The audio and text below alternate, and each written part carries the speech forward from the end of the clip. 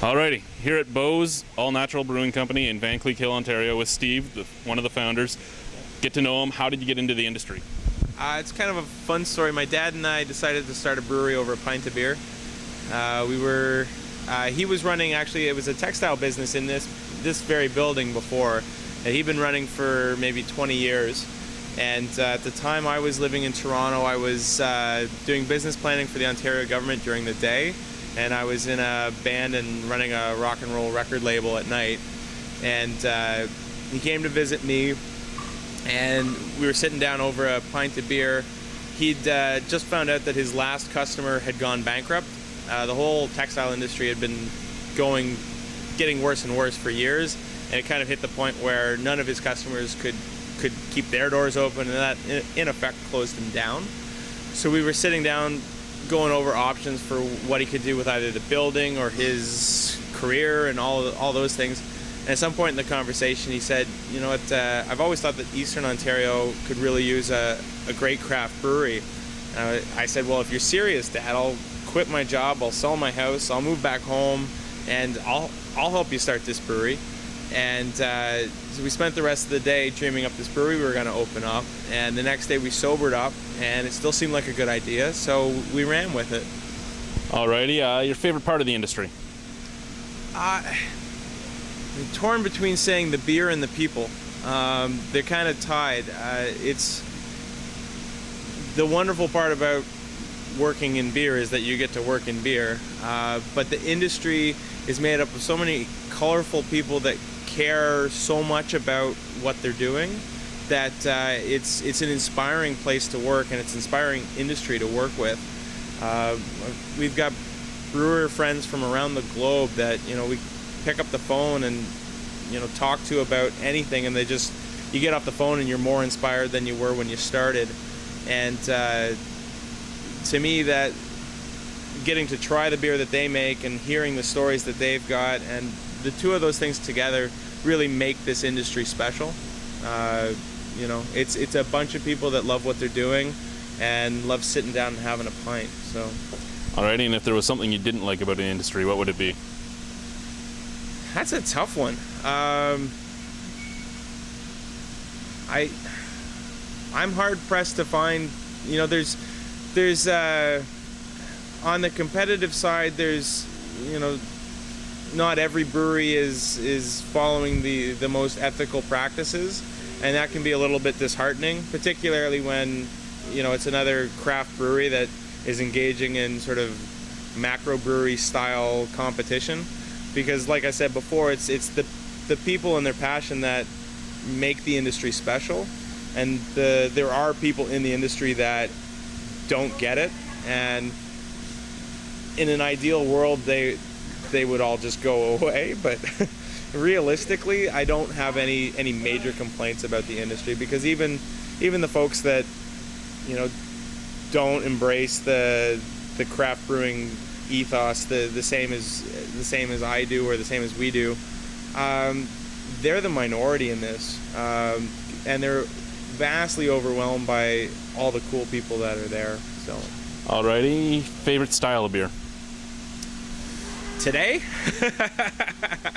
I'm very much the kind of guy that can't stay on any one style or any one brand for too long. I always come back to Lug Tread at the brewery, which is a Kolsch style, and I find it wonderfully refreshing and wonderfully subtly complex. So when I don't feel like paying attention to it, I can just drink it, and when I do feel like sitting down and contemplating, it's still got a lot to offer me. And that style is so wonderfully delicate that it's great.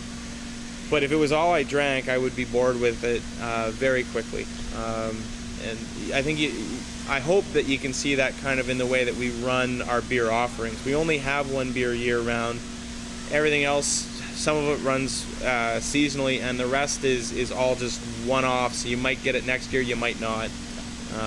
And it's because we're not brewing to a marketing plan or what would you say, a focus group.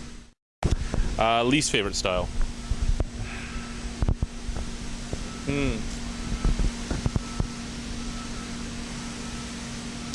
I'd say most overdone right now is IPAs.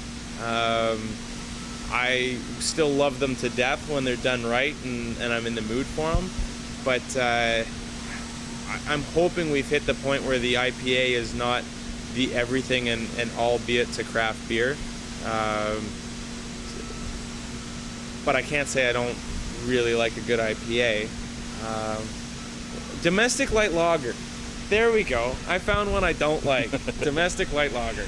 I'm not a big fan of corn. Hophead or Malt Maniac? I lean towards the malts. If it's not kept in balance, it's, you know, like anything else, it's not good. But I prefer a malty beer over a hoppy beer. Strangest ingredient you've used in brewing? We've done a bit of that this weekend. Strangest in terms of sourcing would be yuzu, Japanese citrus fruit. Strangest in terms of how we used it would be oats. We brewed a beer this weekend with a beer researcher from the Netherlands called Ron Pattinson. He found a recipe for a gruit, which is a beer that doesn't use hops at all. It uses bog myrtle and other spices. But he found a recipe from the Netherlands. It was 50% oats in the malt bill.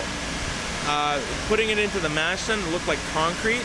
And we're hoping this beer is gonna settle out, because right now it looks, feels, and tastes like drinking oatmeal. It's the most bizarre tasting beer I've ever had the experience of enjoying. It's still fermenting, so we don't know what's gonna happen with it. But at this point, we're all just kind of sitting there with biting our fingers that this is actually gonna turn out. Alrighty, and if you weren't doing this, what would you be doing? I would probably be doing what I was doing before. I really liked my job, my day job. It was interesting. I was paid well. I liked the people I worked with. Getting to, you know, be in a band and have a record label is kind of awesome too. I didn't pay the bills, but it didn't matter. And it's one of those funny things. I didn't get into brewing because I was unhappy with what I was doing. I loved my job. I loved my record label. I loved living in Toronto. But the opportunity to run a brewery was just way too cool to pass up. So it's kind of like I got to go from really great job to, you know, living the dream. Thank you very much, Steve. Thank you.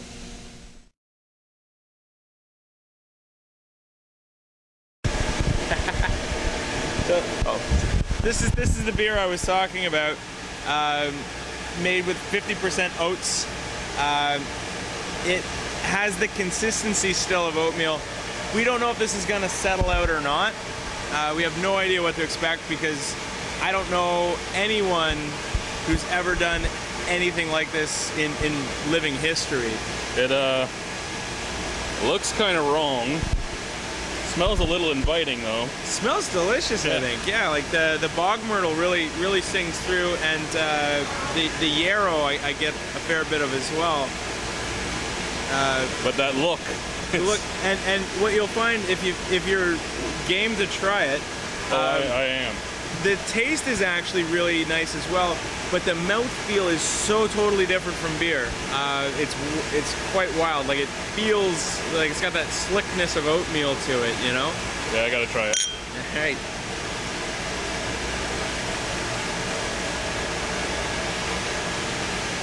Something else, eh? It tastes great, but oh my god. Yeah. That.